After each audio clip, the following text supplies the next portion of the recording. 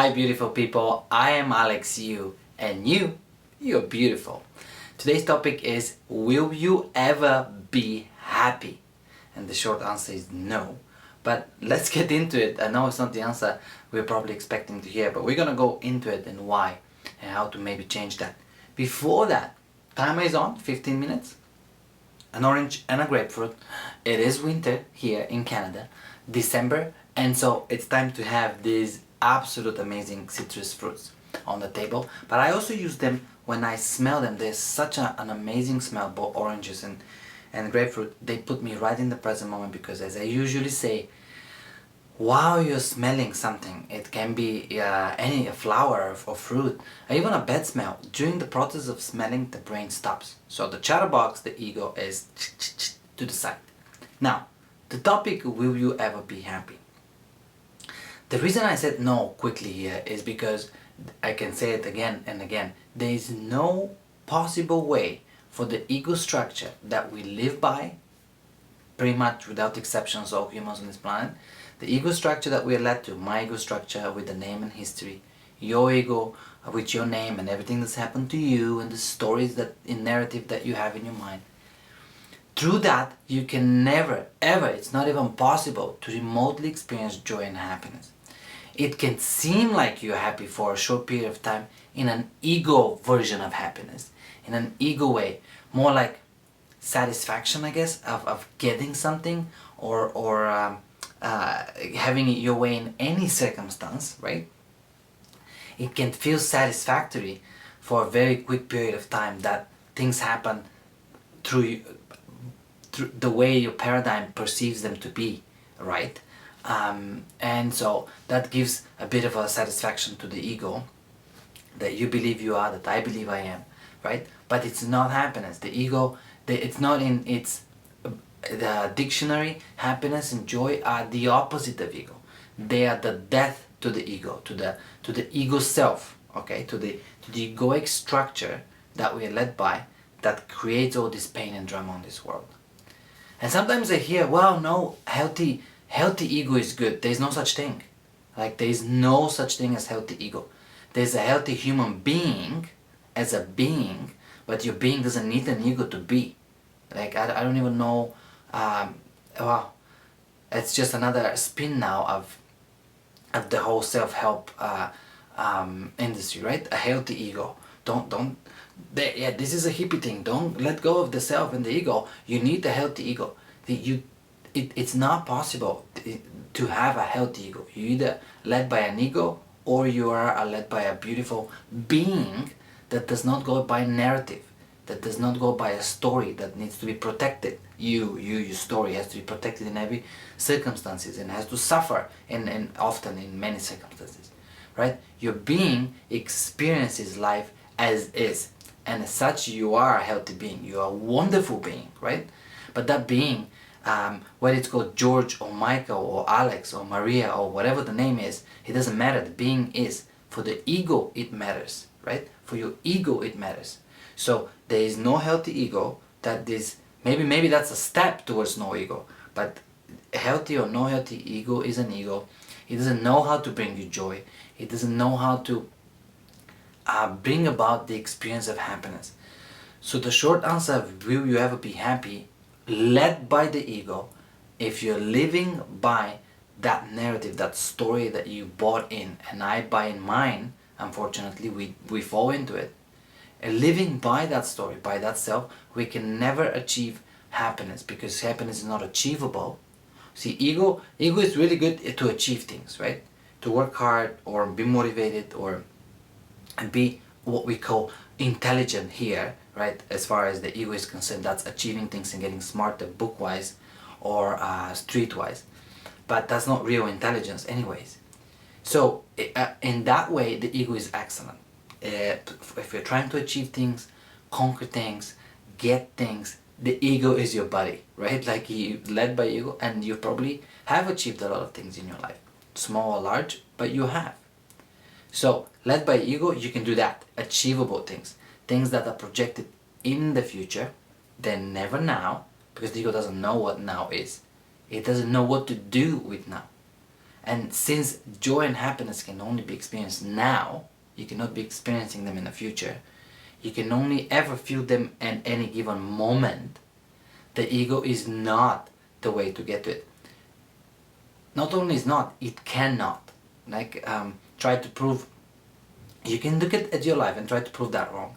The ego is, you're never gonna wake up and say, and the voice in your head is gonna tell you, you're the most wonderful being in the world, and you are absolutely joyous and happy, and right now you have absolutely no reason not to be here now in absolute bliss. The ego will never create this feeling. It just, because that means if you get into this happy, joyful state, then the ego is gone. You don't need it.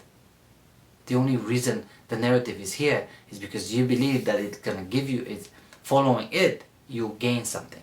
And the narrative is always either connected to be a narrative, it has to be connected to a thought or a combination of them. And thoughts they are associated with things that you perceived happening in your past, and you carry and you elaborate them over life, the stories, or their projections in the next 5 minutes all the way to the next 50 years. So the ego, for it to exist, you need to be narrative, right, in your mind. The self has to be fed, it has to be alert or awake, let's say. Awake as in the ego is awake. The ego is awake as in you are in it, right? And so happiness is not in it can, nothing that you will, no thought that you follow in that narrative will ever lead to you get to a point and you go, there it is, I am joyful, I am, that doesn't even make sense, that sentence, but like to get to that feeling, not the thought, to get to the feeling of being happy and set, like at peace and satisfied and calm and content and joyful here and now, right? This is not, because this is your state of being. You are a being that fully content as is. But as we live this life that we have created, to participate in it, it's almost mandatory to have an ego, and within that ego you have needs, right? And the ego will never stop creating needs for you. Could be small need, could be big need, and of course the historical drama. Because the ego lives on this, and because needs are not associated with happiness, joy, contentment, they are associated with I don't have this, which means I need to get this, and the promise is the promised land, right? It's all the way back, right? The promised land. So we've always chased the promised land. So unless I get this, or let's put it another way, until I get this, I cannot be happy. This is the promise, or this is the foundation of every future promise. Like, you're not going, sitting there and going, oh, okay, until I have dinner, I won't be happy. You're not having this narrative, but this is the urge that's happening. You are rushing to do 3 things until you get to the 4th thing. So behind it, the body is thinking, well, this needs to be happening. There's no time right now to be even present, or let alone joyful and happy, right? And so, in this way of living that we are, right, we fall into these rushed moments to get to the next need that you've set that you need to do. There's no point where you feel happy. There's no gap even where happiness can come up and be. Because happiness, even that word happiness, can be misinterpreted, but this peaceful contentment of you as a being is like, well, here I am and I love being alive, I love being. This kind of statement and the feeling that comes with realizing this, not as a thought but as a realization, is the most, like, you instantly, the needs go away. Instantly you have full satisfaction, a feeling of what you are, not who you are, but what you are as a being on this stage here. And then from there, there's you don't have the need to any need, because you feel good. And from that place, my beautiful friend, you can create magic. Because then it's not based on need, it's based on curiosity, joy, creativity, and pure desire to express, but not a need to get or have or achieve or fulfill or be or pass. Right? You see, the difference is tremendous in how you're gonna feel. From one end, will you be happy? That question doesn't make any sense, because you are happiness. Like you are the source of life, a source of joy, of expression, and happiness is erupting from you all the time, right? Because that's what you are. You are a bundle of joy and happiness. And even in physically difficult moments, you find this joy of being alive and being, right? And so even in those challenging times where physically it could be uncomfortable, physically you could be dealing with things that are unpleasant, right, to experience, like a loss or pain or whatnot, physical, right? You find that the expression and joy of life, right? As in, it's still at that time you're not going to be searching for am I happy, or I need to be happy, or I need to do something. You will be immersed in whatever is happening to you, getting that experience that your soul needs at this moment, right? And making it a part of your being, like as a like knowledge and gain, or gain as in I should not gain as you're gaining something, but you're enriching your being with experiences, right? And you're so content and happy because you know that's a never-ending experience. Like the experience that you are having as life, they're never-ending. You're not searching for them to end or to get something or gain something as in the future, but you are continuously living in the state of being, which is joyful. And in that point, or in this state, the answer, or even the question, will you ever be happy, is irrelevant, because you're not looking for happiness, you are it. So not quite to the 15 minutes, but I want to finish with this. You are it.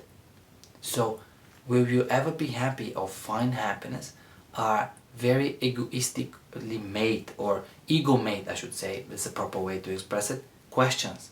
They have no meaning to yourself, because the self that you are, the being that you are, doesn't look for happiness and doesn't look for joy. That is what it is. It's a source of life. It's the source of life. You are the source of life. You are the being, and as it is the source of life, it is the giver of joy and happiness. It is joy and happiness. But it can also believe in egoistic dreams that are filled with the opposite of that. So coming up close to Christmas, really, a week away, I am sending that message to you to look inside and stop for a moment and see how much joy and happiness there is in you, in the real you, and answer that question from that point. Will I ever be happy? And that question will turn into I am happy. Not will I ever be happy? I am happiness. I am here and now. And that was this close to 15 minutes, friends. I wish for you Merry Holidays, and during the holidays, let's remind ourselves to have these holidays with a lot less ego and a lot more joy. Until next time, and until then, again, less ego, more joy.